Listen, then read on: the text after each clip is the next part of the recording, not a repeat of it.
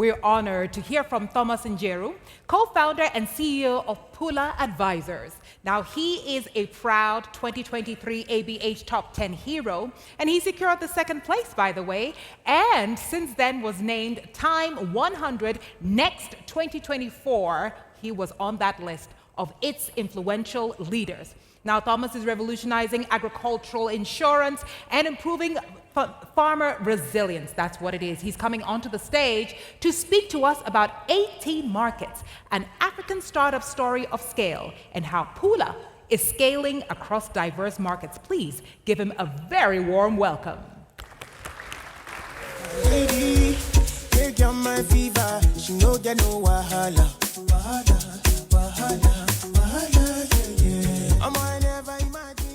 Hi everyone. Interesting memories from this stage 1 year ago, but I hope I won't have trauma. Hi everyone, I'm Thomas Njeru, as Anita has said, CEO and co-founder of Pula. Pula is an agriculture insurance technology company focusing on making the unpredictable predictable in agriculture, and I'll talk a little bit about that. So, I spent the first 18 years of my life in the village. And while at it, I always used to think we did something sort of bad to Mother Nature because the droughts were too frequent and devastating. But having spent the last 10 years in insurance, I've realized the problem is actually more widespread across the continent. Africa is home to 30% of the droughts in the world. Yet we only produce 10% of the world's food, right? But to be more specific,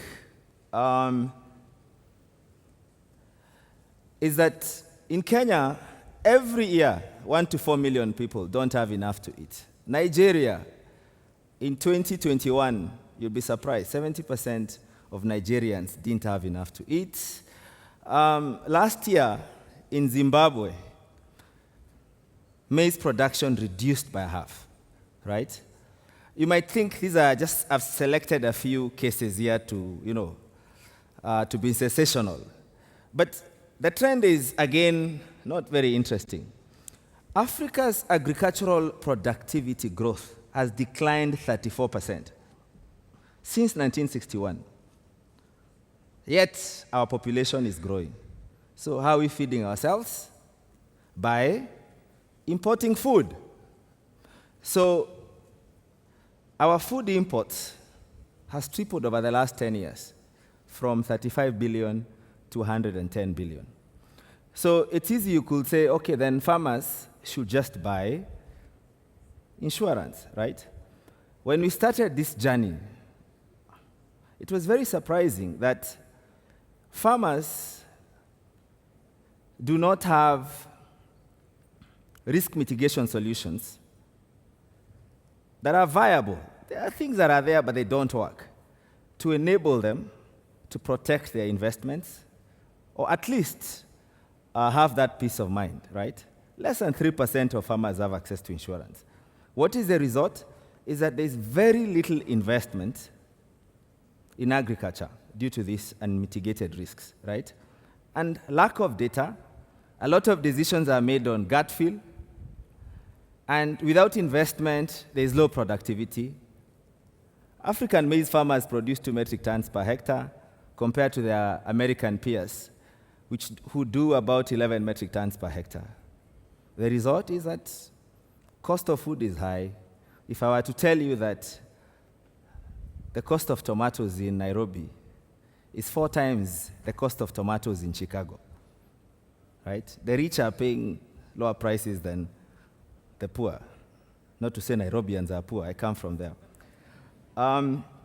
But then that's where Pula comes in. We make agriculture investable. And how do we do that? By providing a yield guarantee to protect farmers against all shocks that might affect their production.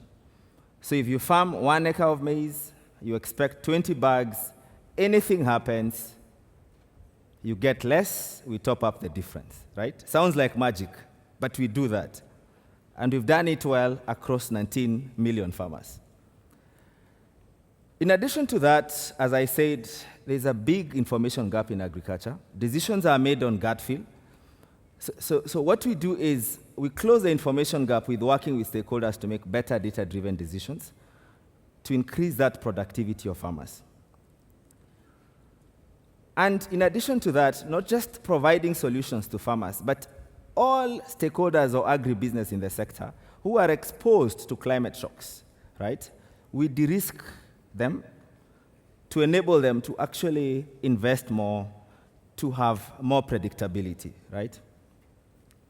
Now, today, we are the largest provider of agriculture insurance to smallholder farmers, with having provided protection worth $2.5 billion since we started, across 19 million farmers, and processed $92 million in cash out, right, to farmers.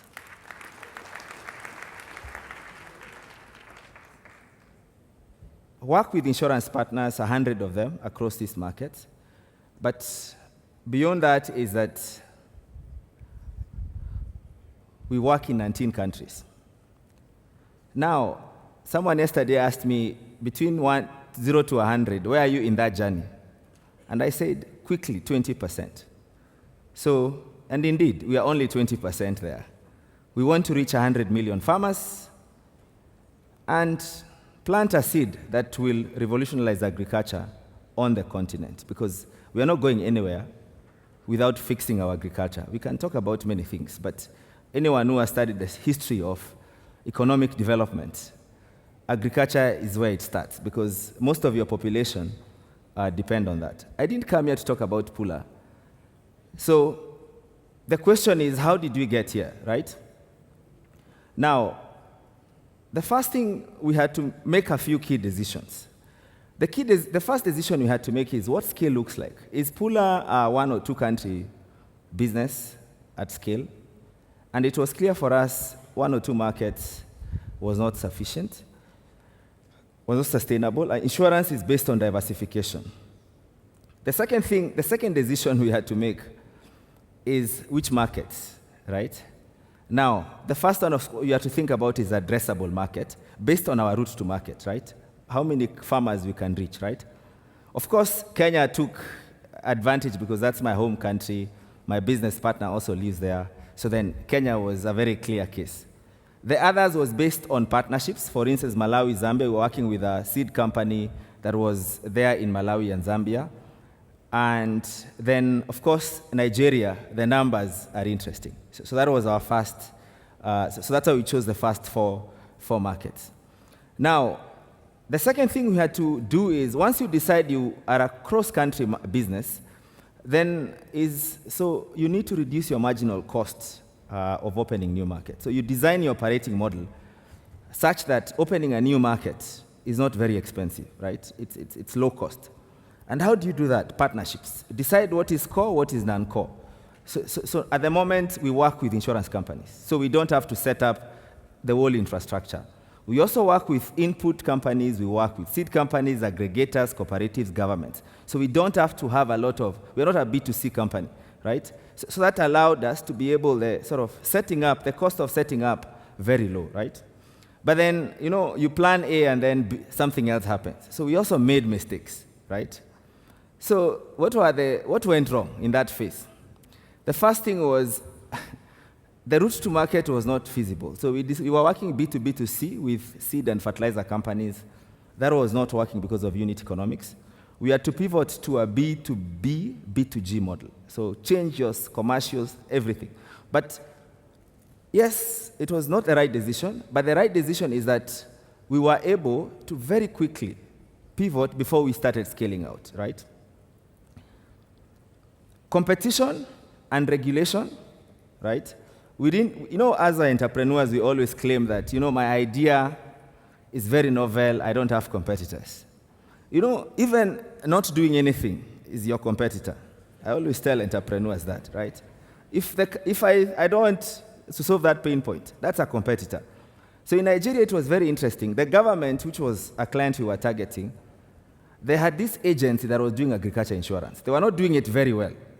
So you can imagine you're going to sell to the customer to tell you your sister organization is doing a crappy job, right? So it's a very dicey conversation at that. The third thing we got it wrong is assuming, Africa is one and we all Africans. Cultural differences. Two extremes, Nigeria, Zambia. Those are two different humans. Nigerians in the room. What is polite in Nigeria is not polite in Zambia.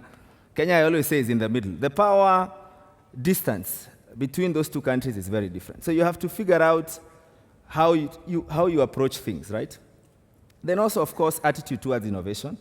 Kenya, we are quick to adopt things. Malawi, again, Malawian sisters and brothers here, nothing against you.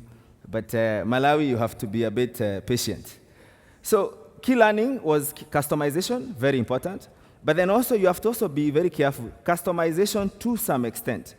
Some things you have to be standardized. If you have to customize in that market, be willing to walk away, right? Then the other thing is being comfortable with gray zone. What you are doing has never been done. There are no regulations about it. And the problem with that is that we go to regulators and regulators will be like, we don't have regulations for this. We like what you're doing. Keep doing it. Some people are very uncomfortable with that, but you have to be very comfortable for some time. Now we don't operate in the gray zone, just in case my investors are listening. The second phase was now scaling from 4 to 10 countries after Series A. This was just one simple team, right? In 4 countries, myself and my business partner, we could operate, right? So Kenya, we are all tackling together. I'm in Zambia, third of the time. Malawi, she's in Nigeria. So we could do that, right? But then now, to go to 10 countries, you needed a team. And hiring is a whole other different game. So we had to start thinking about, how to hire. And then I always tell entrepreneurs, before you start hiring salespeople, because as an entrepreneur, you're the first sales guy, you have to figure out what kind of salesperson can sell your product before you start hiring senior people, sales commercial people, before you hand it over to someone, right? Then, of course, hire for the countries that have succeeded, build a process to hire. And then, of course, the key thing is also start building how do you select your market? The thing is, for instance, Turkey, we realized quickly that culture matters, which markets. Turkey don't think that an African company can actually can tell them anything, right? So for Turkish brothers in the room, nothing against you. Mexico, interesting. If you think there's corruption in Africa, please try Mexico. And then, of course, you have to keep iterating quickly. What's not working, what's working, right? Still remember, keep your cost super light. We have for instance, we have a threshold. No setting up a legal entity until we reach a certain revenue level. So through partnerships, don't incur a lot of fixed cost. So phase 3 is where we are today. It's consolidation. And it's about profitability, sustainability. And this involves, only do things that work, that are sustainable. Those quote-unquote strategic markets, please, just face the hard facts, switch them off. Data-driven decisions, be very targeted in your gambles, have a very clear market expansion playbook. And then, of course, as a CEO and founder, again, for the founders and CEOs in the room, step back. This is where you start letting go, which is very painful, right? Why? Because you need to be able to see things for what they are. Sometimes we as founders, when we are deep in, we get emotionally invested. We get so interested in a country that people tell you we should close this country, but I like the people there, etc. But it's a business, right? Now, the real stuff. Now, look, I can stand here and say we have figured things out. The truth is, we are still figuring things out. Why is that? Now,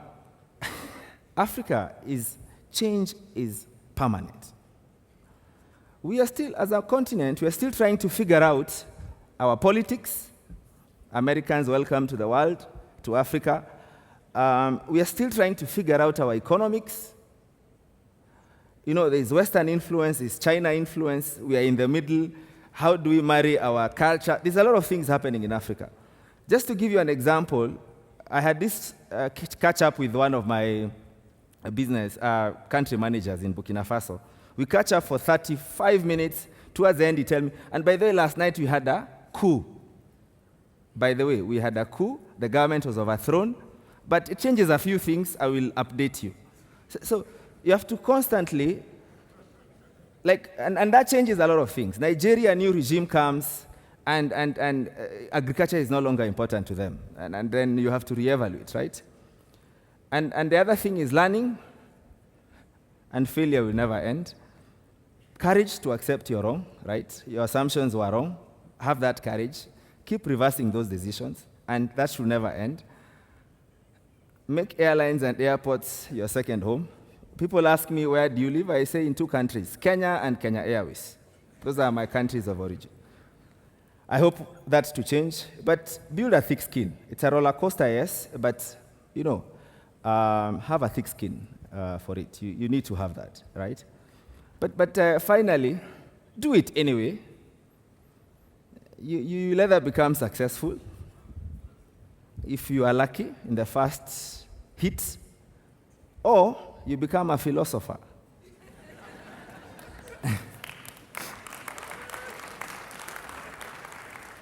And if you're very, very lucky, you become both.